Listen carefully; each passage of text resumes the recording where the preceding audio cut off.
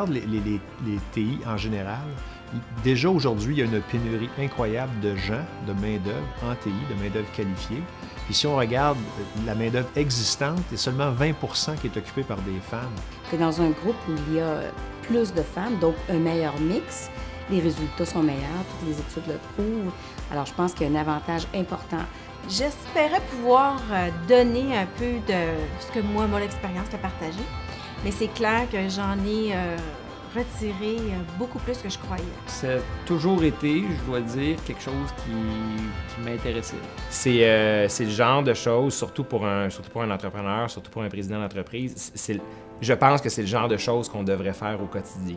Ce genre de mentorat-là, d'amener les gens à réfléchir à ce qu'ils veulent, où ils veulent aller, comment ils veulent orienter leur carrière.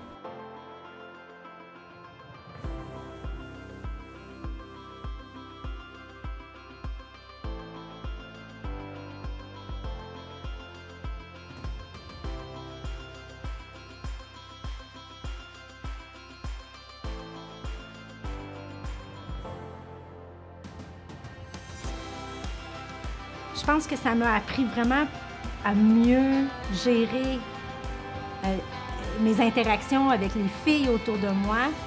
Dans mon cas, le jumelage était parfait. Alors, on s'est beaucoup apprécié dès le début. Je dirais énormément de complicité. Donc, on a facilement pu partager à des niveaux. Peut-être que s'il n'y avait pas eu cette complicité-là, on ne serait pas allé aussi profondément.